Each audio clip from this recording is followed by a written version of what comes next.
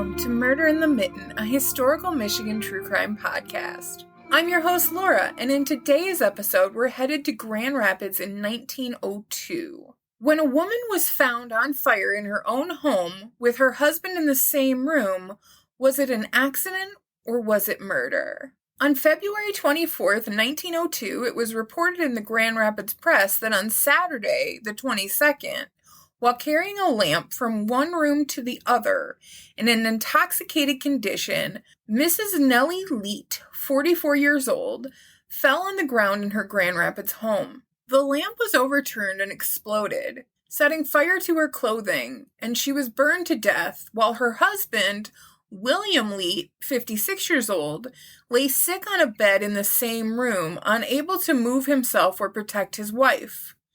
The room was soon in flames, and but for a timely arrival of men on the scene, the husband and house would also have burned. An alarm of fire was immediately turned in, and upon arrival, the department soon had the fire extinguished, confining it to the one room in which the woman lost her life. From the coroner's investigation so far, the occupants have been drinking all day. Mary Morse, one of the women present, being sent up for 20 days of drunkenness in the police court this morning. As we know, the newspaper doesn't always get it right on the first try. What at first could have looked like a tragic accident soon had a lot of unanswered questions. Mary Morse, a widower, may have had more to play in the case than just being a drunken woman on the scene. This may have been a case of jealousy. It seems Mary may have had reasons to get Nellie out of her way. Mary and Nellie reportedly had frequent quarrels over William, and on the night of the fire, Nellie had thrown Mary out of the house, according to neighbors. Looking back at old newspapers showed that this did not appear to be the best situation for anyone involved. Starting in 1897, William and Nellie showed up repeatedly for disorderly conduct and inappropriate language. The first report was in August of 1897 of William fighting with another man. He was fined $5 or 20 days in jail. In 1998, William was fighting with and yelling at Nellie and was fined $5 or 10 days in jail. Then, acting disorderly in December that year resulted in 6 days in jail. In February of 1899, both William and Nellie were charged with disorderly conduct and fined $5 or 20 days in jail. Then in July that year, William was fined another $5 or 30 days for the same conduct. In December of 1900, they were both fined $5 or 30 days when they had a domestic dispute at their home where William pushed Nellie against a hot stove, and Nellie went into a rage and attacked him both verbally and physically. Then, in June of 1901, when William was brought in front of Judge Doyle, he noted William was an old-timer who had been before the court any number of times in the last 3 years, so he was given a straight jail sentence of 15 days. Then in December, they were both pulled in for disorderly conduct and fined $3.85 each. Several of the articles noted that they were inebriated at the time of the incidents. Several of the articles read like domestic abuse. So why would the women be fighting over this catch of a man? Money. William drew a large pension of $8 a month from the government for serving time in the Army and Navy. He also was soon to be the sole heir to $20,000 upon the death of his mother. This was not the only thing pointing the police to be suspicious.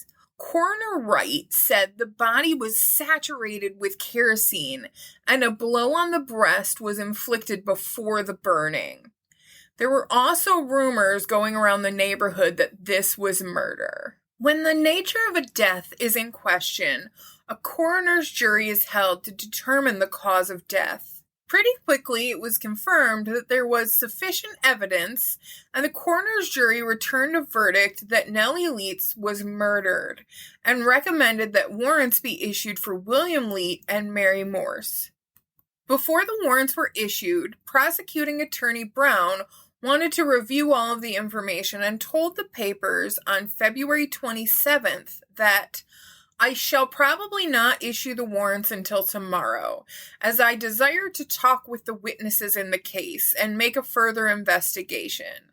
As both the Morse woman and Leet are safely locked up, there is no need to hurry about the matter. Mary was in the county jail under the 15-day sentence for drunkenness, and Leet was confined to police headquarters while they investigated. Detectives McDonald and Young questioned Mary, and she told them many conflicting stories about how Nellie lost her life. She stated she was in the back room asleep, but Dr. Edwards, the first on the scene, said he found her with Leet in the front room. According to Mary's statement to the Grand Rapids Press, we were just horribly drunk, and I really don't know very much about what happened the night of the fire. Yes, I knew the Leets for some years, ever since they'd been here, I guess. But I had not seen much of them just before that, for I had been working up north. It was Mrs. Leet that got me the job up north. She was a very good friend of mine. I just got back from the north about that time and went down to see Miss Leet. The newspaper interjected that if what Miss Morris said is true, she could not have held her job very long, for the jail records show that she was released from there only last Wednesday, after serving a 30-day sentence for drunkenness. Ma'am, you know they check these things, right? Mary continued, we had a big celebration down there that night, and we were all intoxicated. We drank alcohol, and I remember that Mrs. Leet took me by the arm and asked me to go to bed, and I did. I don't remember any more what happened, only that the policeman got me afterwards. Yes, I have known Mr. and Mrs. Leet for a long time, and was on good terms with both of them. I guess they quarreled some, and I remember that Mrs. Leet told me that day that Mr. Leet had struck her on the breast, and it left a mark. He struck her so hard.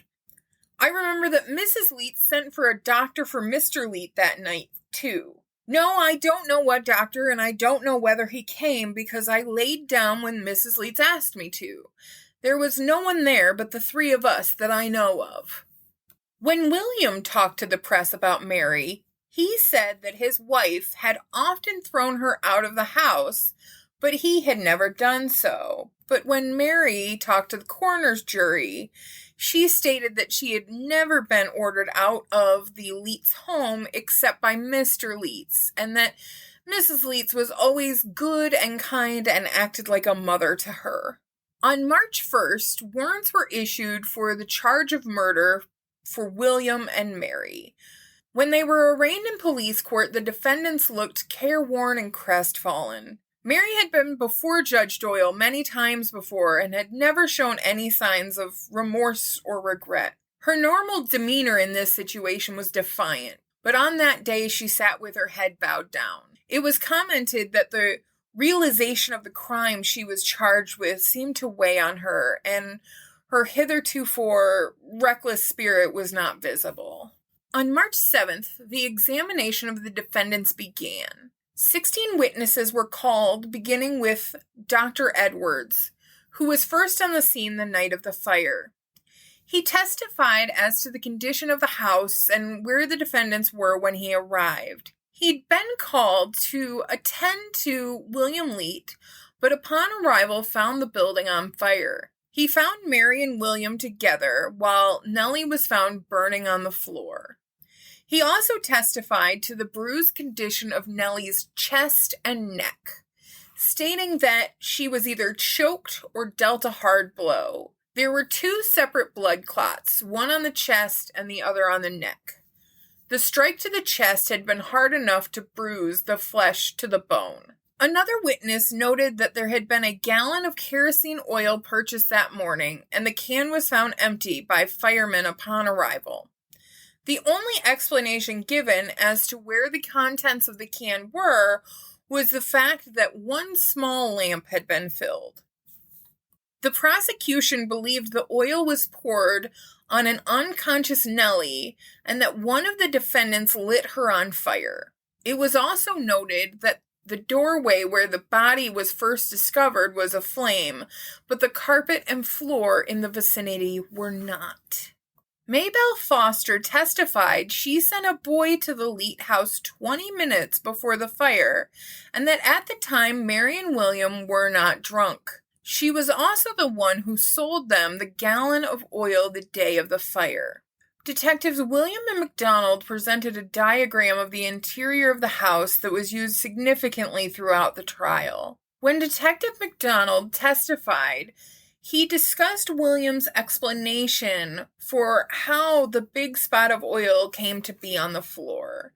Supposedly, 2 weeks prior to the fire, a small lamp was on the center table when the cat leapt from the bed to the stand and tipped over the lamp.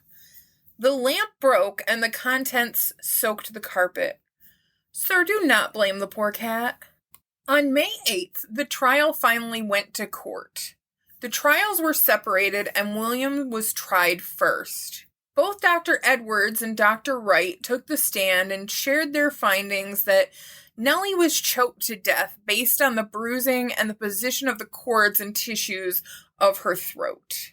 Arthur Forbes, a boarder next door to the Leet house, testified next. On the night of the fire, he went to the Leet home to borrow an ironing board to press his trousers. He stated that Mrs. Leet was sober and all right. This was used by the prosecution to clear up any accusations that she was drunk and at fault for the fire. The defense petitioned the court to allow the jury to go to the scene of the crime. The prosecution objected that the place had been entirely changed, but they were overruled. The jury, the attorneys, and the judge all took a trip to the crime scene to get a feel of the area where Nellie had died. Once everyone returned to the court, William took the stand. He did not make a good impression. He repeatedly contradicted himself and made a poor impression generally, because he was unable to remember or professed to be unable to remember material facts. There were some discrepancies around what was burned and where it was placed in the room. William stated that there were some decorations up on a shelf that partially burned, proving that Nellie was standing when she caught on fire, but other witnesses disagreed. William also testified that he had fallen asleep at 4 o'clock in the afternoon the day of the fire, and he didn't wake up until the 2 doctors were in the room and several people were yelling fire. He said he was not conscious of anything being the matter until the undertaker came to him as he half laid on the bed and said, "Your wife is dead." Leet said he responded, "No, she isn't." The undertaker, Leet said, pointed at his wife on the floor and said that she lie there dead. William said he was very confused by the situation. He also seemed a little excited at times and answered sharply to the questions of the prosecutor, especially when he couldn't remember things. Closing arguments were made and the judge explained the different charges the jury could consider. They were allowed to choose from murder in the first degree, murder in the second degree, or manslaughter. Murder in the first degree showed the defendant was deliberate and had malice afterthought and required the court to sentence him to life in prison. Second-degree murder allowed the court to sentence him to life or a lesser term of years. Manslaughter might occur involuntarily and had a maximum sentence of 15 years. The jury was sent out to deliberate, and it didn't take long. 2 hours later, the jury came back with a verdict of guilty of murder in the second degree. On May 19th, William was sentenced. Judge Newnham asked him if he had anything to say why the sentence of the court should not be pronounced, and he replied, "Only this, that I am not guilty." The judge responded, Mr. Leet, you have been convicted of murdering your wife, and I must say that I do not see how the jury could have otherwise determined, and that in the verdict I heartily concur. How you could be so cruel as to deliberately choke Nellie Leet and then pour oil over her body and set her aflame is beyond understanding. The story which you have told is such that it is beyond congruence that you slept calmly in the room while your wife burned to her death is absurd. Your life has not been the best in character. I do not expect, Mr. Leet, that you will ever live to come out of the place to which I shall send you. But I would give you this advice, that you spend your time in the years to come in sorrow and repentance for the horrible crime which you undoubtedly committed. The sentence of the court is that you are remanded and confined in the state prison at Jackson at hard labor for a period of 30 years from and including today. At the age of 56, and due to his poor physical health, this is as good as a life sentence. Next, it was Mary's turn. Her trial was pushed back several times. In January 1903, the charges were dropped and she was released. She spent almost a full year in jail. Prosecutor Brown stated that the direct evidence in the case showed that the offense was committed by William alone. He stated, "At the time the arrests were made, it was shown that Mary Morris, Nellie Leet, and William Leet were together in the Market Street house and had all been indulging freely in alcohol. They got into some trouble, and it was believed it was on account of the relation of the two to Leet, and it seemed as though the two women were concerned in the trouble. The evidence in the case against Leet showed, however, that Nellie Leet came to her death by force of some blow to the chest and a choking at the throat. That death resulted from suffocation. It seemed that the death could come only from the one person, though the other might be present.